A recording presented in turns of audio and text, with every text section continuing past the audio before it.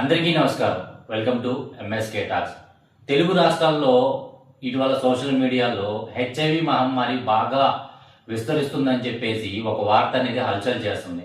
అసలు మనం గణనాంకాలు అనేది ఒకసారి చూద్దాం. 2023-24 ఆంధ్రప్రదేశ్ గణనాంకాల ప్రకారం సుమారు 19 లక్షల మందికి మనం టెస్ట్ చేయించుకుంటే దాంట్లో 14,000 మందికి పాజిటివ్ అనేది వచ్చింది. అదే 2024-25 కాలానికి వచ్చేదానికి ఆ సంఖ్య అనేది 1,000 తగ్గి 13,000కి గాను వచ్చిందనమాట. అలాగే ఇటు తెలంగాణలో 2024-25 ఈ సంవత్సర కాలానికి గణనాంకాల ప్రకారం సుమారు 9,400 మందికి హెచ్ఐవి పాజిటివ్ అనేది ఏర్పడింది. ఇది ఒక్క హైదరాబాద్ భాగ్యనగరంలో మాత్రమే జరిగిందా అంటే అది అవాస్తవం.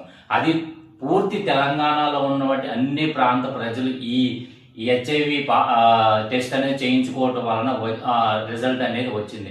దీనికి చాలామంది నిపుణులు కానీ చాలామంది సోషల్ మీడియాలో కానీ ఏం చెప్తున్నారంటే టెక్నాలజీ పెరుగుతుంది కదా, టెక్నాలజీ ద్వారా మనం ఏదైతే ఈజీ మనీకి అలవాటు పడి ఈజీకి సుఖానికి వల్ల ఈ హెచ్ఐవి అనేది సోకుతుందని చెప్పి చాలామంది ఒక సాఫ్ట్వేర్ ఫీల్డే కానీ లేకుంటే వేరే ఇతరత్ర రంగాల గురించి చెప్తున్నారు. కాకపోతే ఇక్కడ జరిగే విషయం ఏంటంటే ఒక్క సాఫ్ట్వేర్ ఫీల్డ్నే లేదా ఒక హైదరాబాద్ భాగ్యనగరాన్ని లేదా విజయవాడ భాగ్యనగరాన్ని లేదా విశాఖపట్నాన్ని మనం తీసుకోవడానికి ఇక్కడ కరెక్ట్ కాదనమాట.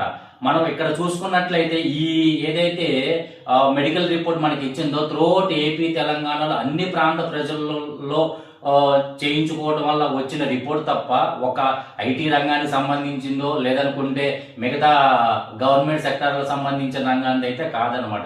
ఏదేమైనా ఇటువంటి పరిణామాలు అనేది భవిష్యత్తులో అనేది హెచ్ఐవి పాజిటివ్ కేసు తగ్గించాలి. దీనికి ప్రభుత్వం కూడా దానికి ఏ విధంగా సహకారాలు ఇవ్వాలి, అలాగే దీన్ని ఏ విధంగా మోటివేషన్ ప్రజల్లోకి వాళ్ళకి అవగాహన పరంగా తీసుకువెళ్ళాలి అనేది, ప్రొడక్షన్ ఎలా యూజ్ చేయాలి అనేది కూడా గవర్నమెంట్ కూడా తన వంతు బాధ్యత, అలాగే ఎన్జిఓస్ కూడా వీటి మీద అవగాహన కల్పించి దాని తర్వాత వచ్చే పరిణామాలు కానీ రాకోకుండా ముందు తీసుకోవాల్సిన పరిణామాలు కూడా వాళ్ళకి అర్థమయ్యే విధంగా, ఇంత టెక్నాలజీ పెరుగుతుంది కాబట్టి వాళ్ళకి అర్థమయ్యే విధంగా చెప్పాలని, ఇలాంటివి భవిష్యత్తులో పునరావృతం అవ్వకోకుండా సంఖ్య తగ్గించే విధంగా ఇటు చర్యలు తీసుకోవాలని మనస్ఫూర్తిగా కోరుకుంటూ జై భారత్, జై హింద్.